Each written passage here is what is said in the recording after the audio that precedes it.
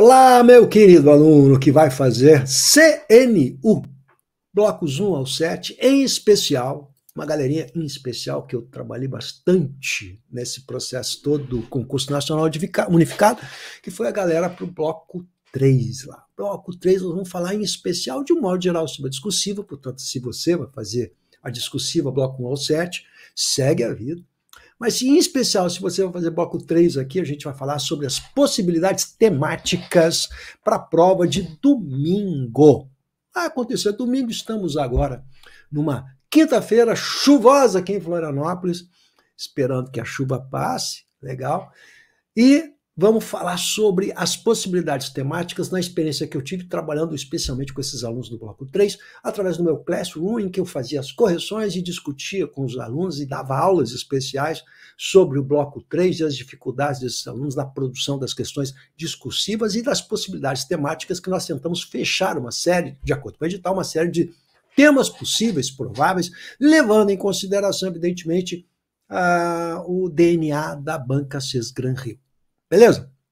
Prontos aí, canetinha para anotar aqui, tirar dúvidas, manda suas dúvidas também aqui para mim, interaja com o nosso canal, se inscreva no nosso canal, é muito importante que você se inscreva, é muito importante que você recomende esse canal e que dê sugestões aqui, a gente que trabalha há tanto tempo com produção textual, redação para concursos públicos, gramática para concursos públicos, língua portuguesa de modo geral para concursos públicos, que é o meu foco especial nesse momento, né, aqui nesse canal. Ligado aí, então? Vamos falar sobre isso. Eu sei que você vai fazer prova, não quer perder muito tempo com esse lero-lero, então a gente vai direto falar um pouquinho com vocês sobre essa questão das possibilidades temáticas. Então vamos lá. Em especial, o bloco 3, a gente vai ver a experiência que nós tivemos, as recomendações que andam por aí, as possibilidades, enfim, vamos conversar um pouquinho sobre isso. Então, sobre o que pode acontecer, porque essa é uma das preocupações da galerinha aí, o que vai aparecer. Então, olha só.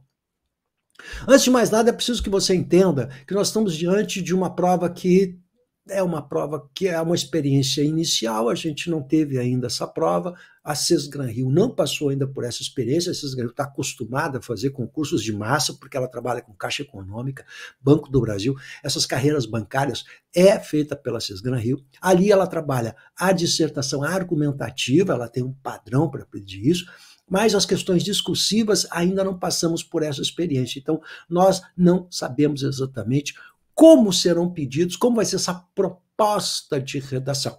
Mas a gente sabe que os temas que vão aparecer, eles estão dentro daquilo que está previsto no edital, dentro dos eixos temáticos de cada bloco.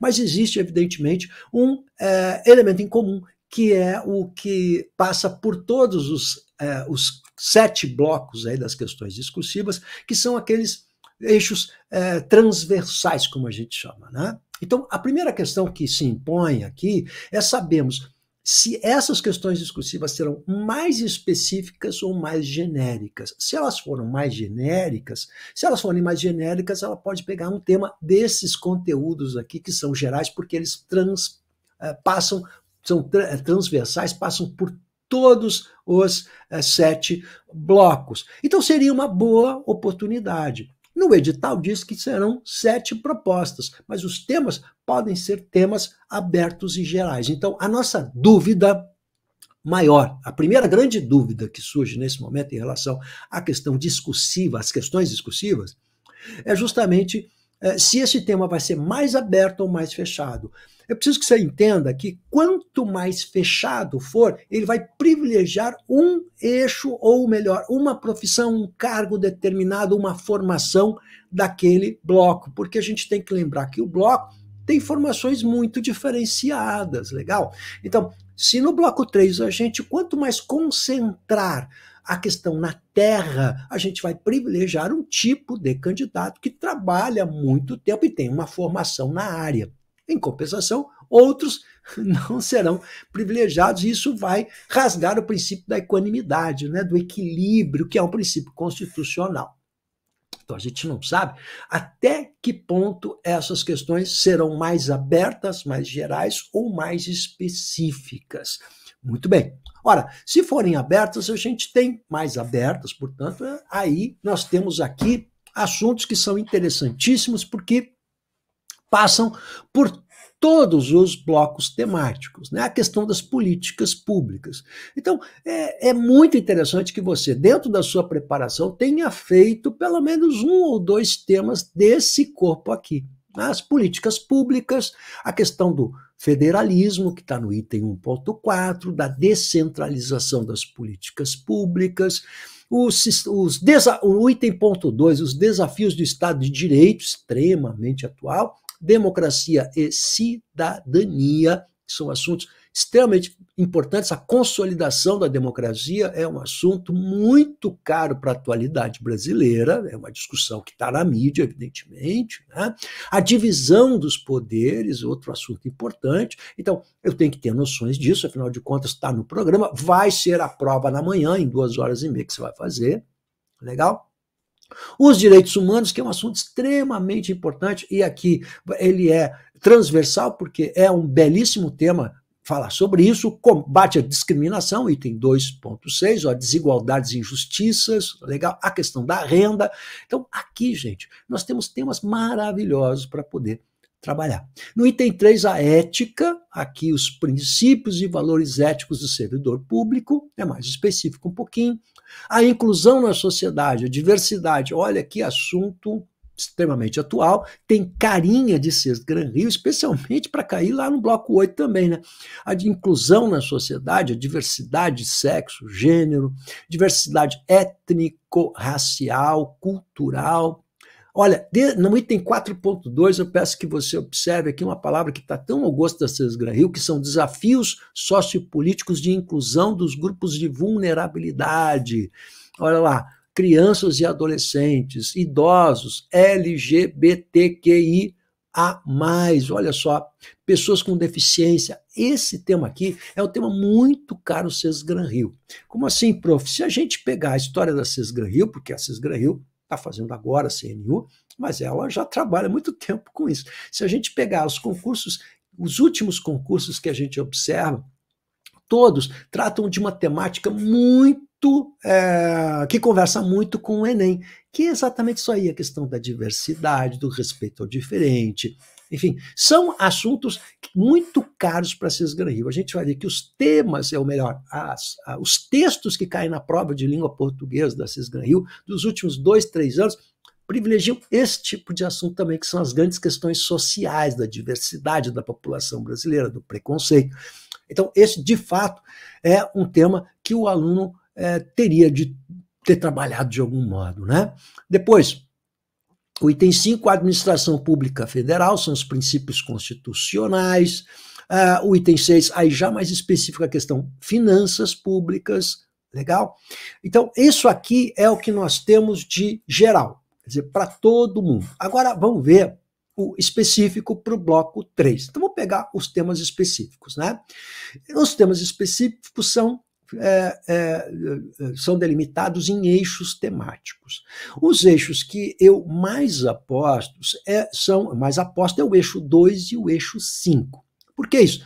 Porque, olha só, o CNU, isso já foi dito pelo Estado, pelo governo, o CNU ele quer mudar o perfil do nosso funcionário público. E uma das exigências é a transversalidade, ou seja, a gente que é capaz de pensar as conexões, as ligações entre os elementos.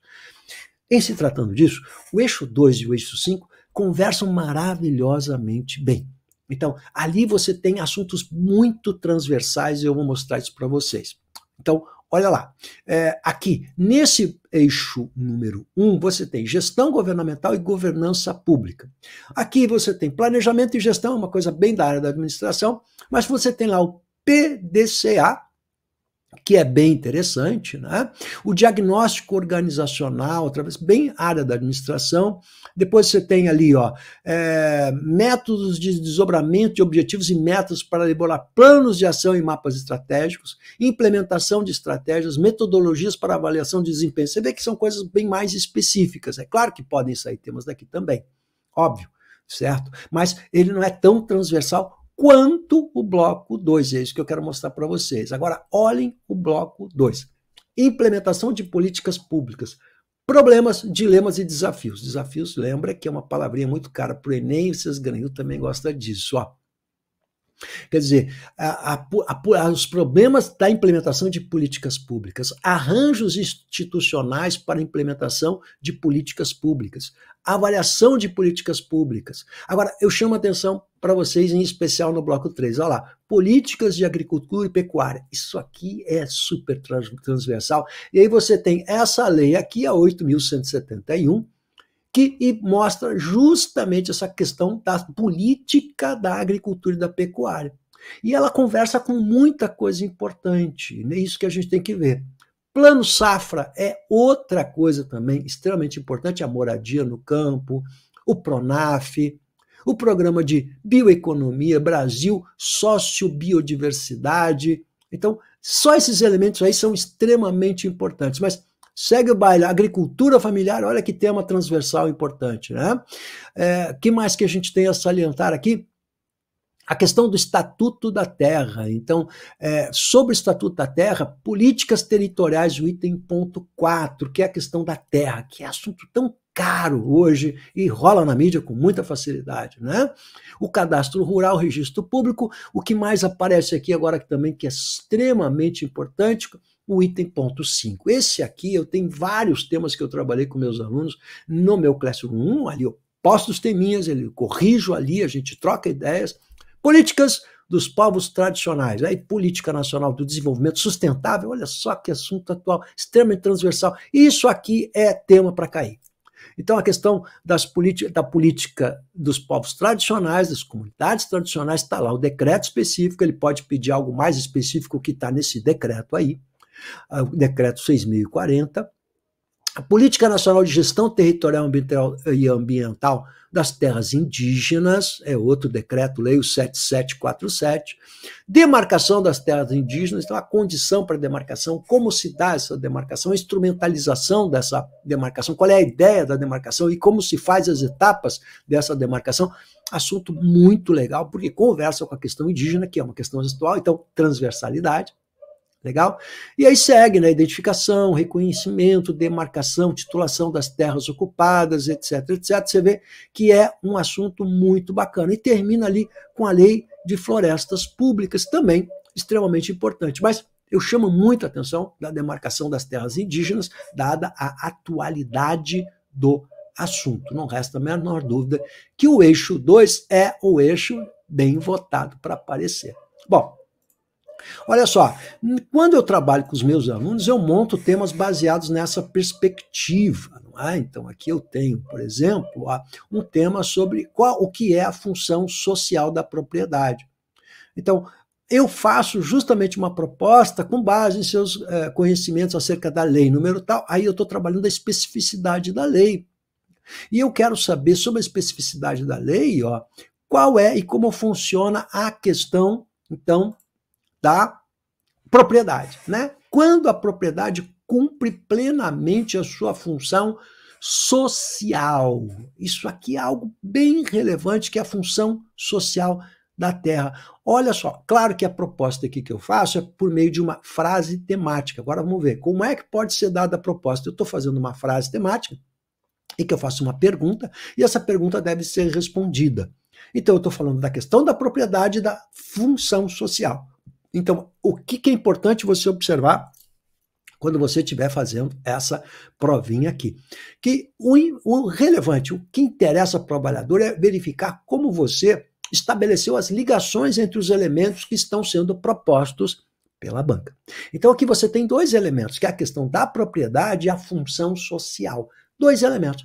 Então, como é que eu vou construir meu texto? Na ligação entre esses dois elementos. E se essa ligação é bem feita ou não. E se eu, de fato, conheço a lei para poder discutir a questão da função social da propriedade, seguindo a lei, evidentemente, né? Então isso mostra uma capacidade de reflexão, mas também revela o conhecimento da lei, o que é muito comum numa dissertação desse gênero, que vai ser uma dissertação expositiva, que vai justamente cobrar de você alguma coisa pontual. Pode ser mais ou menos pontual. Aqui eu trago uma lei e quem, evidentemente, está trabalhando dentro do bloco 3, especialmente no bloco 3, tem isso aqui como eixo temático e, portanto, é obrigado a conhecer essa lei aqui. Bem dito isso. Bom, vamos ver um outro tema aqui para você também. Olha só, aqui a proposta é um pouquinho diferente agora. Olha só, a proposta é feita em tópicos, né?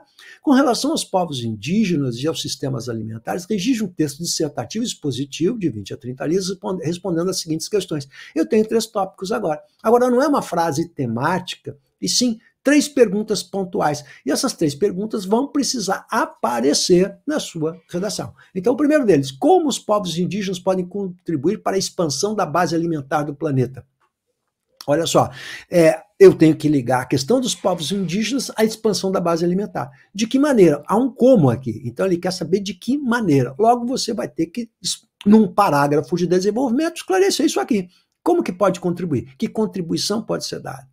Item número 2, de que maneira os povos indígenas podem auxiliar com o emprego de plantas mais resistentes às mudanças climáticas? Agora, se na primeira pergunta ela é um pouco mais genérica, observa que ela vai agora transformando-se mais particularizada, exigindo conhecimento mais específico. Então, a primeira pergunta genérica, a segunda e a terceira são mais específicos. Agora eu quero saber quais as plantas.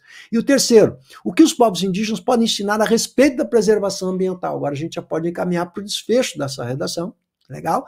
Que é a contribuição que os indígenas podem dar para a preservação ambiental, o que eles nos ensinaram sobre isso. Tá bem? Então você está vendo que os temas eles estão transitando de assuntos mais específicos para assuntos mais abrangentes. E é assim que vai acontecer nessa prova aí. Quanto mais específico eu for, mais expositivo e mais pontual eu estou sendo, pedindo uma lei determinada, o conhecimento mais específico de alguma coisa. E o genérico é quando eu penso em, digamos, a filosofia da coisa, não é?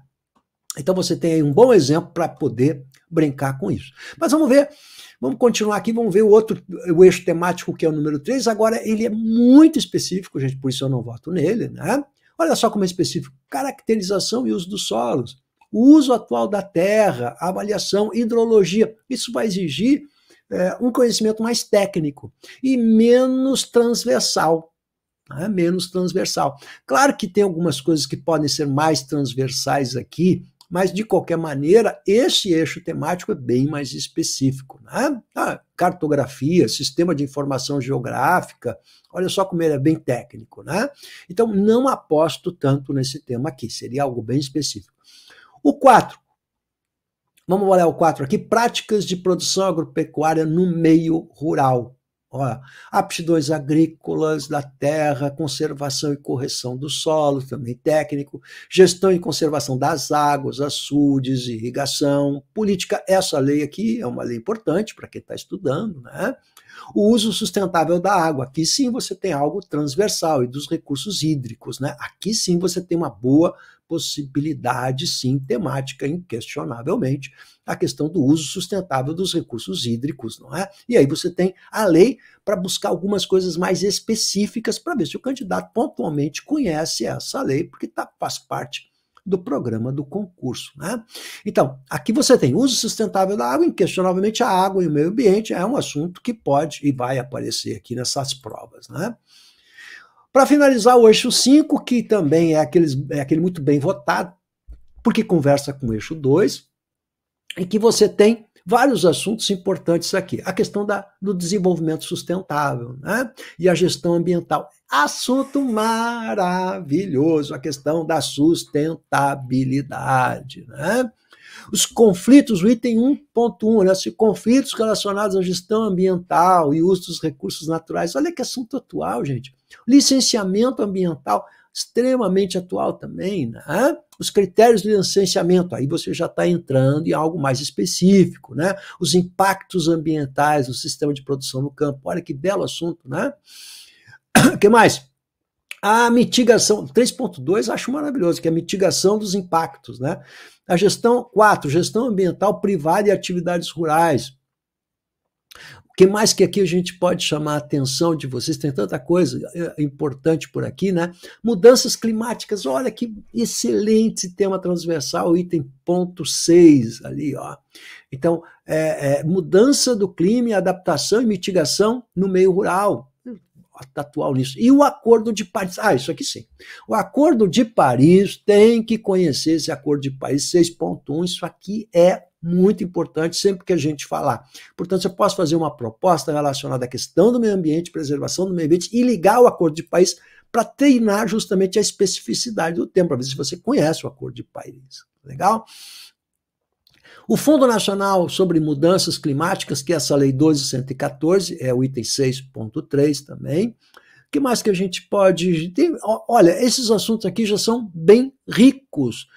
Aí vem a questão do zoneamento, por fim. Então, o que é que você está observando aqui em relação a esses temas que estão propostos? Que você tem uma riqueza aqui de temas de acordo com o que a gente acabou de ver, e tem dicas muito bacanas.